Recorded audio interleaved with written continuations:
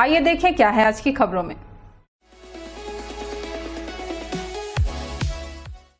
केंद्र सरकार द्वारा जानबूझकर यात्री ट्रेनों को रद्द करने और परिचालन बंद करने का आरोप लगाते हुए प्रदेश कांग्रेस कमेटी ने 13 सितंबर को प्रदेश भर में रेल रोको आंदोलन का ऐलान कर दिया है। पीसीसी के निर्देश पर नजर डालो तो 13 सितंबर को प्रदेश भर में कांग्रेस के पदाधिकारी आम लोगों के साथ रेल रोकेंगे। यात्री ट्रेनों को जानबूझकर रद्द करने या फिर परिचालन बंद करने की साजिश रचकर आम लोगों की परेशानी बढ़ाने का काम किया जा रहा है।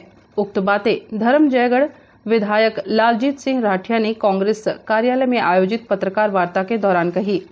विधायक राठिया ने कहा कि कभी कोयला आपूर्ति के नाम पर तो कभी अन्य कारण बताकर जानबूझकर ट्रेनों को रद्द कर बदनाम करने की साजिश की जा रही है, ताकि लोग रेलवे से उब जाएं और रेल को भी मोदी अपने उद्योगपति मित्रों के हवाले कर सके। मोदी सरकार के पहले की केंद्र सरकारें घाटा उठाकर भी रेल सुविधाओं का विस्तार करती रही हैं। जनता को जो परेशानी हो रही है उसके विरोध में हम सब पूरे कांग्रेस परिवार कांग्रेस पार्टी के निर्देशानुसार प्रेस वार्ता का आह्वान की गई है, जिसमें प्रेस वार्ता इस प्रकार है। नरेंद्र मोदी सरकार देश की सबसे विश्वसनीय यात्री सेवा रेलवे सुविधा को समाप्त करने का साजिश रच रही है। वर्षों से भारतीय रेलवे आम जनता का भरोसेमंद सस्ता और सुलभ परिवहन का पर्याय हुआ करता था, जिसे मोदी राज में रेलवे की विश्वसनीयता को खत्म करके निजी हाथों में बेचने का षड्यंत्र रचा जा रहा है। बिना कोई कारण बताए, बिना किसी ठोस वजह से यात्री ट्रेनों को अचानक रद्द कर दिया जाता है। रेलवे द्वारा यात्री ट्रेनों को महीनों हफ्तों तक बंद करने का फरमान जारी कर दिया जाता है। महीनों पहले यात्रा की योजना बनाकर रिजर्वेशन कराए नागरिकों की परेशानी से रेलवे को और केंद्र सरकार कोई मतलब नहीं रहता है। रेलवे यात्रियों के लिए कोई वैकल्पिक व्यवस्था नहीं करती है। देश की आज़ादी के बाद ऐसी स्थिति केवल मोदी सरकार में आई है, जहां रेलवे की यात्री सुविधाएं इतनी ज़्यादा खस्ताहाल हो गई है। यात्री ट्रेनों को जानबूझकर रद्द किया जाता है, कभी कोयले की आपूर्ति के नाम पर, कभी कोई और कारण बताकर। यह विश्वसनीय यात्री सेवा भारतीय रेल को बदनाम करने की साजिश है। छत्तीसगढ़ की कांग्रेस कमेटी प्रत्येक जिले में जो है 13 सितंबर को रेल रोको आंदोलन कर रही है। इसका मुख्य कारण है कि आप सभी जानते हैं कि यात्री ट्रेनों का परिचालन जो है सेंट्रल के द्वारा रोक दिया गया है, रेलवे के द्वारा, और बहुत सारे यात्रियों को जो है अन्य प्रदेशों में आने जाने के लिए तकलीफ हो रही है। पैसेंजर ट्रेन में भी बंद कर दी गई है। इसके लिए जो है प्रेस वार्ता किया गया, जिसमें 9 सितंबर को आज हमारा जो है प्रेस वार्ता रखा गया आप सबके बीच में।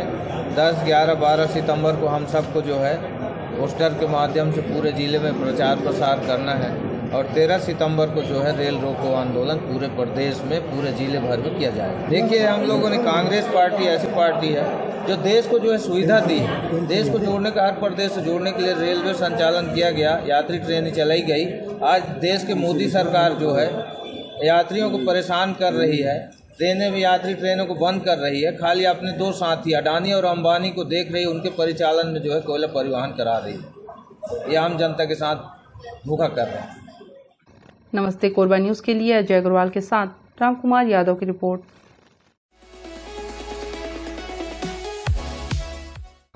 वर्ष 2023 का तृतीय हाइब्रिड नेशनल लोक अदालत का आयोजन 5360 प्रकरणों का हुआ निराकरण।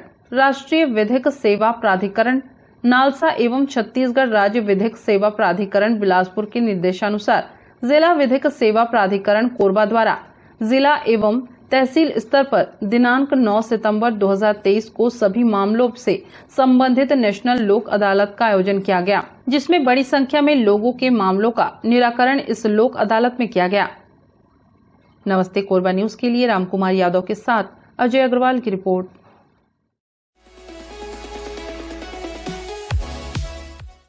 प्रधानमंत्री शहरी आवासों को रहने लायक बनाने वाले हितग्राहियों के सामने अब नई समस्या खड़ी हो गई है।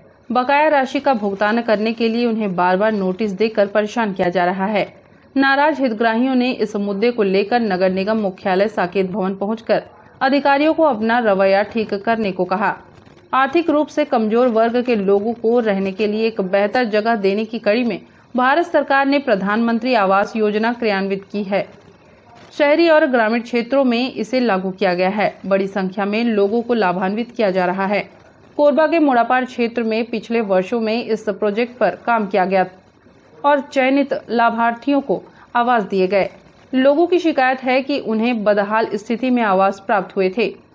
उन लोगों ने काफी राशि खर्च करने के साथ आवास को बेहतर किया और रहने लायक बनाया।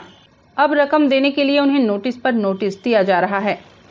सर, हमारा जो घर मिला है वो इतना जर्जर है, पूरा सीपेज है, बाथरूम में सीपेज है, बेडरूम में सीपेज है और अभी अचानक नोटिस भेज दिए हैं, उसका कोई कार्रवाई नहीं कर रहे हैं जो जर्जर है उसको, और अभी भेज दिए हैं नोटिस की इकट्ठा पैसा पटाओ करके। तो हम लोग अभी नगर निगम आए हैं, सर से बोल रहे हैं पहले आप जो सीपेज है, जो उखड़ा फुखड़ा है, जो भी डैमेज है उसको पहले रिपेयरिंग कराओ और हमको थोड़ा टाइम दो, क्योंकि 75,000 वालों को आप 2 से 3 साल टाइम दे सकते हैं, तो हमको कम से कम साल भर तो टाइम दे दीजिए सर।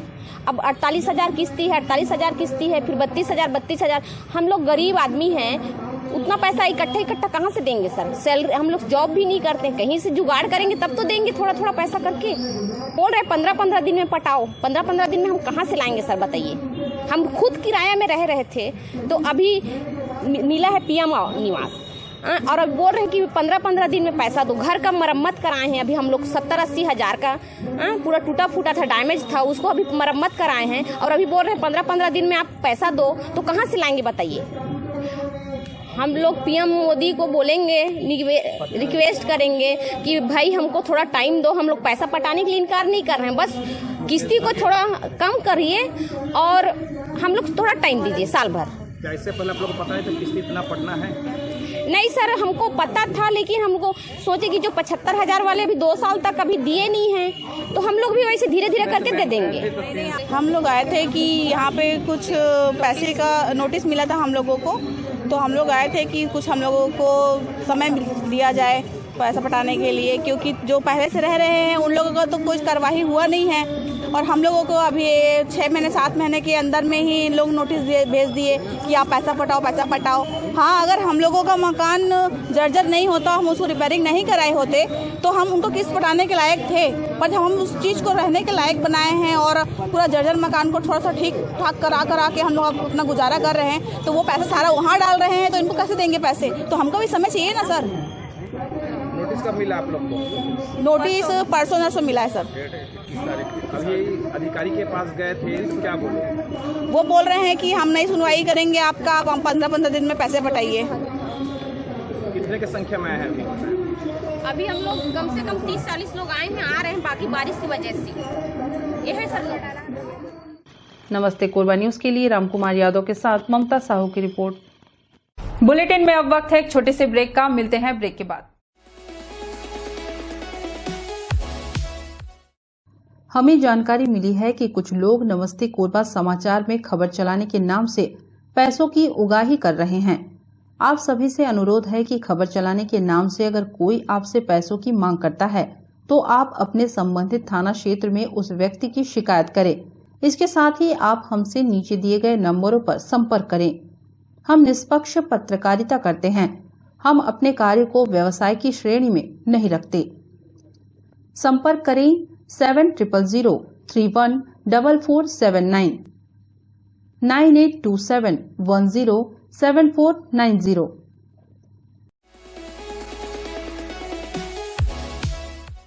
कोरबा की मानिकपुर पुलिस ने 4 नाबालिग चोरों को गिरफ्तार किया है। चारों एसबीएस कॉलोनी स्थित एसईसीएल के स्टाफ ऑफिसर के घर का ताला तोड़कर चोरी करने घुसे थे। लोगों को भनक लगने पर पुलिस को सूचना दी गई, जिसके बाद मौके पर पहुंची पुलिस ने चारों को रंगे हाथ गिरफ्तार कर लिया।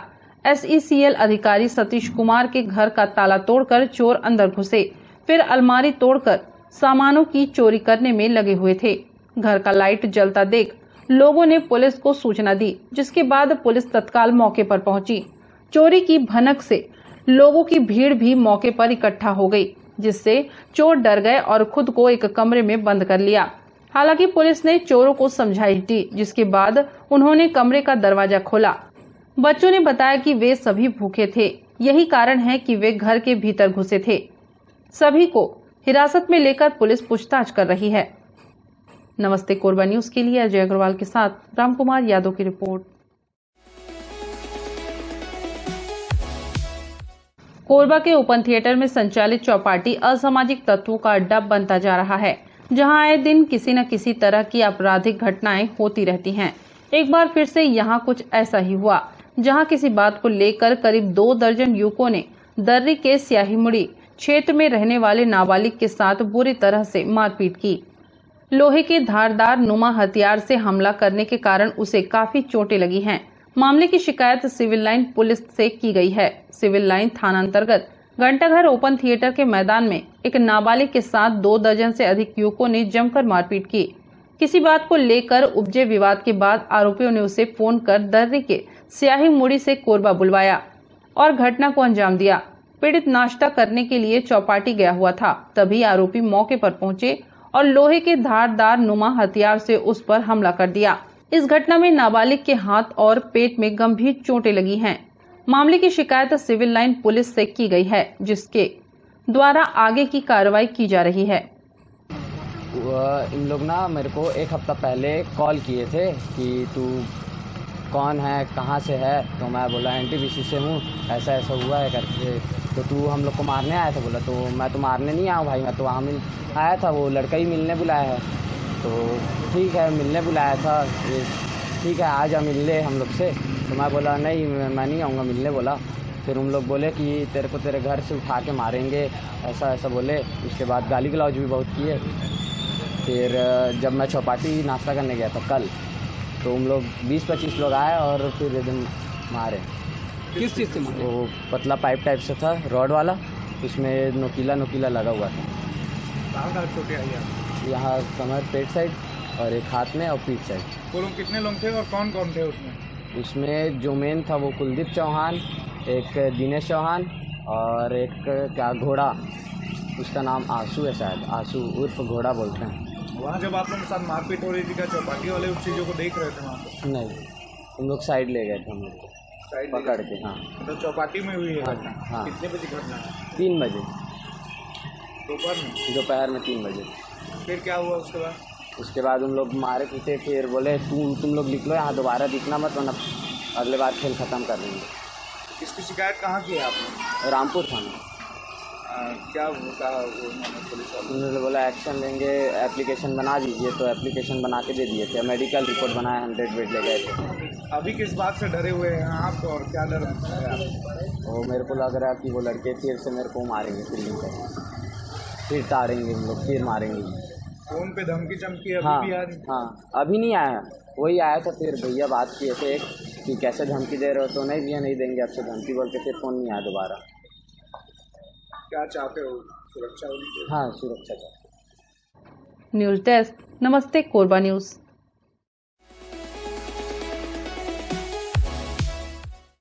छत्तीसगढ़ राज्य महिला आयोग की अध्यक्ष डॉक्टर किरणमयी नायक व सदस्य अर्चना उपाध्याय ने शुक्रवार को जिला कलेक्टर कोरबा सभा कक्ष में महिला उत्पीड़न से संबंधित प्रकरणों पर जन सुनवाई की। छत्तीसगढ़ राज्य महिला आयोग की अध्यक्ष डॉक्टर किरणमयी नायक की अध्यक्षता में 223वीं एवं कोरबा जिला की 6वीं सुनवाई हुई। कोरबा जिले में आयोजित जन सुनवाई में कुल 25 प्रकरणों की सुनवाई की गई। सुनवाई के दौरान एक प्रकरण में 9 साल से अलग रह रहे पति पत्नी का आपस में रिश्ता जुड़ा। आयोग के समझाइश के बाद पति पत्नी अपने तीनों बच्चों के साथ रहने को तैयार हो गए। आयोग द्वारा जिला बाल संरक्षण अधिकारी को 1 साल तक निगरानी का आदेश देते हुए प्रकरण नस्तीबद्ध किया गया। इसी प्रकार एक अन्य प्रकरण में आवेदिका आरक्षक है, जिसने 2 आरक्षकों के खिलाफ शिकायत दर्ज कराई थी और सुनवाई में आवेदिका सूचना मिलने पर भी अनुपस्थित रही। अनावेदक गणों द्वारा एफआईआर दर्ज होने के संबंधित दस्तावेज पेश करने पर आयोग में प्रकरण चलाना संभव नहीं है। इस वजह से प्रकरण नस्तीबद्ध किया गया। कोरबा में हमारी लगातार 6वीं जन सुनवाई है। 3 साल का मेरा कार्यकाल समाप्त हो गया है और ये दूसरा कार्यकाल चालू हो गया है और इस पूरे कार्यकाल में जो जन सुनवाई की संख्या है आज 223वीं जन सुनवाई है। कोरबा में आज हम 25 मामले लेकर के उपस्थित हुए थे और सबसे पहला मामला जो सुनवाई किया उसमें बड़ी खुशी की बात है कि 3 बच्चियों के साथ मां को उसके परिवार और ससुराल ने स्वीकार किया है और सुलहनामा हुआ है और एक घर जोड़ने का काम आज किया है। वहीं दूसरी ओर 2 बच्चों के माता पिता के बीच हमने सुलह की कोशिश किया पर उनके बीच आपसी मामले इतने चल रहे थे कि वो उनके सुलहनामा संभव नहीं हो पाया है। मैं बार बार कोशिश करती हूँ कि जहाँ बच्चे हैं पति पत्नी के बीच में वहाँ पर सुलहनामा हो ताकि बच्चों को माँ बाप दोनों का प्यार मिले, क्योंकि माता पिता का डिवोर्स होता है, बच्चों का डिवोर्स नहीं होता है। इसलिए हमारी नैतिक जिम्मेदारी भी है कि हम यहाँ पर परिवार में सुलह कराने की कोशिश करते हैं। आज कई मामले हमारे नस्तीबद्ध इसलिए करने पड़े कि आवेदिकाएं उपस्थित नहीं थी और आवेदिकाओं ने न्यायालयों में मामले अलग दायर कर रखे थे और आयोग में भी। तो आयोग में जब मामले अदालतों में चल रहे होते हैं तो फिर हम उसकी सुनवाई नहीं करते हैं। आज अनूपपुर से पक्षकारों को लेकर आए थे, भोपाल से पक्षकारों को लेकर आए थे, पर आवेदिकाओं ने आने से इनकार कर दिया, इसलिए प्रकरण हमें नस्तीबद्ध करने पड़े। देखिए, आवेदिकाओं से मैं ये कहना चाहती हूँ कि यदि आप एफआईआर दर्ज कराते हैं तो आपको एफआईआर दर्ज कराने के बाद ज़्यादा सक्रिय रूप से उस अभियुक्त को सजा दिलाने के लिए अलर्ट मोड में रहना पड़ेगा। आप कोशिश करें कि पुलिस थाने से उस चालान की कॉपी लें। आप जरूरत पड़े तो किसी वकील की सहायता ले सकती हैं। यदि आपके पास पैसे नहीं हैं तो निःशुल्क विधिक सहायता से भी आपको वकील उपलब्ध हो जाते हैं। परंतु उस अभियुक्त को सजा दिलाने के लिए आपको लगातार प्रयास करने की आवश्यकता है और सजग और चौकन्ना रहने की आवश्यकता है। यदि आप सोचेंगे कि हम केवल सरकारी वकील हमारा मामला लड़ लेंगे तो ये बहुत बड़ा एक कारण हो जाता है कि 1-2 साल के बाद आप उस केस में गवाही देने जाती हैं तो प्रकरण की बारीकियों को भूल जाती हैं। तो इसलिए मेरा अनुरोध है कि जो भी महिलाएं पुलिस में एफआईआर दर्ज कराती हैं वो अपने लिए कोई ना कोई एक जिम्मेदार वकील जरूर रखें। नहीं, देखिए, मामले आ रहे हैं, इसका तो हर एक का इंडिविजुअल कारण होता है। हम ये नहीं कह सकते हैं कि हाई प्रोफाइल हैं तो उनके खिलाफ मामले नहीं आएंगे, या हाई प्रोफाइल आवेदिका है तो वो मामले नहीं करेंगे। मामले तो सभी तरह के कभी भी हो सकते हैं, पर महिलाओं को अलर्ट रहने की बहुत ज़्यादा ज़रूरत है। चुपचाप किसी भी अत्याचार को सहे नहीं, ये बहुत ज़रूरी है और ये एक अवेयरनेस आनी भी ज़रूरी है। और हम आप सभी मीडिया के साथियों के माध्यम से जो मैटर जाते हैं उसमें हमारी यही अपील होती है कि महिलाएं अपने अधिकारों के प्रति लगातार सजग रहें। ये आंतरिक परिवार समिति के मामले कहते हैं इन्हें, पहले इन्हें विशाखा गाइडलाइन कहा जाता था। अभी हमारा प्रयास है कि आंतरिक परिवार समिति को सख्ती से पूरे प्रदेश में लागू किया जाए। अभी हमने कुछ ही दिन पहले माननीय मुख्यमंत्री जी को इस आशय का एक पत्र दिया है और माननीय मुख्यमंत्री जी ने उसे एसीएस के लिए मार्क भी कर दिया है। तो मुझे लगता है कि बहुत जल्द ये एक स्ट्रिक्ट गाइडलाइन के रूप में लागू होगा और सभी जिला कलेक्टर और एसपी को इसे सख्ती से लागू करने की प्रक्रिया शुरू करनी पड़ेगी। देखिए अब ऐसा शिकायत पेटी यदि वो नहीं रख पा रहे हैं तो उसके पीछे मैं अपनी एनर्जी जाया नहीं करती, क्योंकि महिला आयोग में हमारे पास आवेदन आ जाते हैं। हमने महिला आयोग का व्हाट्सएप कॉल नंबर दे दिया है। हमारे पास ईमेल से भी शिकायतें आ रही है, व्हाट्सएप पे भी आ रही शिकायतें, रजिस्टर्ड डाक से भी आ रही हैं और नॉर्मल डाक से भी आती है और बाई हैंड भी आ जाती है। और हम जहाँ पहुँचते हैं वहाँ पर भी हमारे पास लोग शिकायत लेके आ रहे हैं और हर तरह की शिकायतें आ रही हैं, चाहे तहसीलदार के खिलाफ हो, चाहे कलेक्टर के खिलाफ हो, एसपी के खिलाफ हो या जजेस के खिलाफ, हर तरह के मामले की सुनवाई हम कर रहे हैं। आंतरिक समितियों का गठन नहीं होने पर जुर्माने की कार्रवाई जी, ये जुर्माना जो है 50,000 तक का, ये लगाने का क्षेत्राधिकार कलेक्टर के पास है। इसलिए हमारी कोशिश है कि सभी जिला कलेक्टर आंतरिक परिवार समिति के ऊपर सख्ती से कार्रवाई करें। नमस्ते कोरबा न्यूज के लिए अजय अग्रवाल के साथ ममता साहू की रिपोर्ट। न्यूज के इस बुलेटिन में बस इतना ही। न्यूज अपडेट के लिए जुड़े रहे हमारे YouTube channel, Facebook, Telegram, Instagram, Twitter को सब्सक्राइब, लाइक, कमेंट करना ना भूलें। नमस्कार।